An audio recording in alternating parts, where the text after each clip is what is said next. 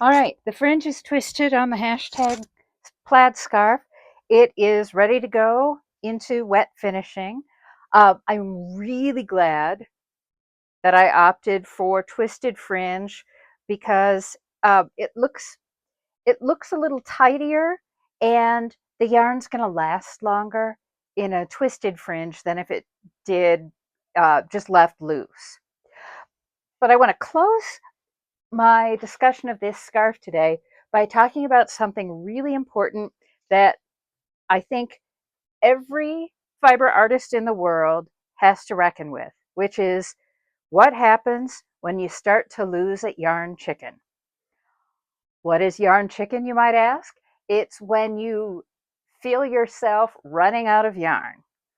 And this time, yarn chicken didn't happen. I did not run out of yarn, but I had been concerned that I was going to run out of the multicolor yarn.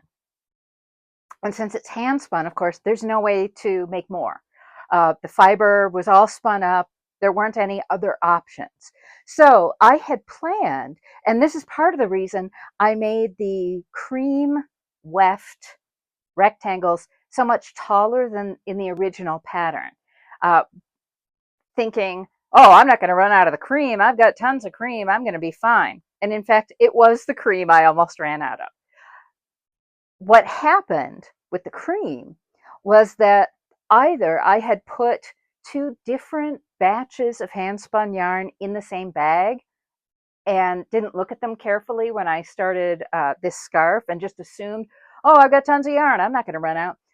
Or I had spun the cream yarn, the fiber, the Debouillet fiber, into yarn with very different character. So when I was close to being done with this scarf yesterday, I wrapped some more weft yarn around my stick shuttle and then looked at it and went, oh, this yarn looks and feels really different from what I've been using as weft, and it would cause a noticeable difference.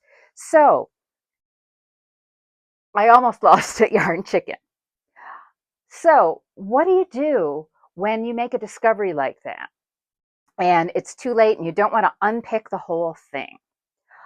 One of the first tricks you can do is grab similar yarns. And if I had noticed this, if I hadn't been weaving without clearly examining all my cream yarn first, I might have tried this.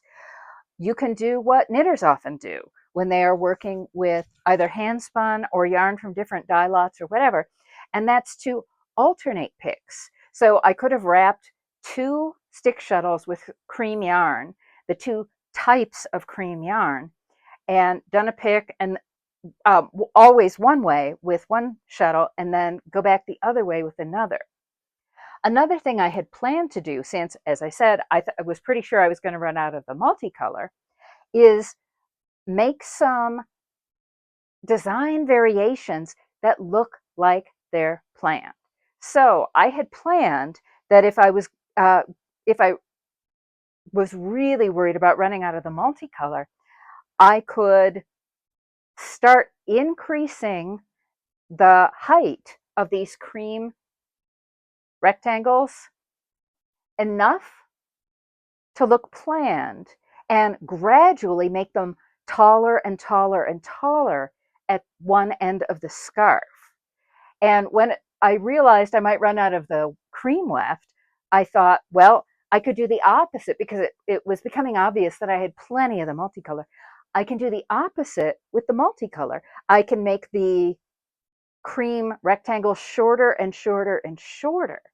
So one of the ways to do it and make it not look like an accident is to, not exactly a Fibonacci sequence because that would not have worked, but to make it an inch shorter or half an inch shorter, and then another half an inch shorter, and then another half an inch shorter or taller, and maybe do two of the same size, and then two a half inch shorter or taller, and then that way.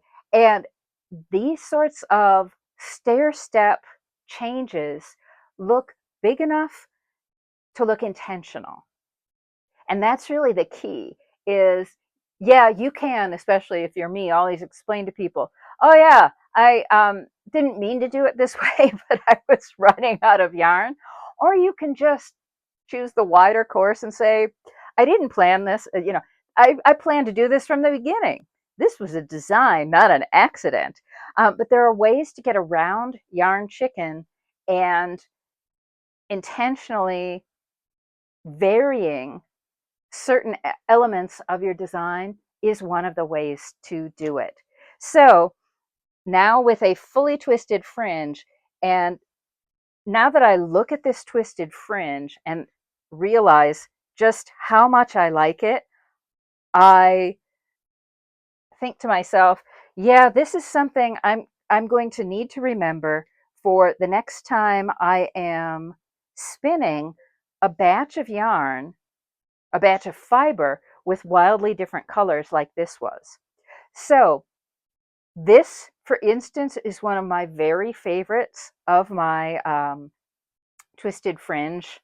And this one is, I think, my absolute favorite. No, one of them was. But this would have been a way to, again, play with color as I'm spinning, which is to make a cabled yarn. So for a cabled yarn, you spin the singles, uh, Z, you spin it to the right, then you ply it to the left, and then you take two of those two-ply yarns and spin them together again to the right in a Z, and that makes a cabled yarn, which in fact is an awful lot like what this twisted fringe looks like. So that could be one other way to play with color in your spinning and just have a blast. So now we're ready to put this through the wet finishing process, and I will somehow reveal it to you all when it's done.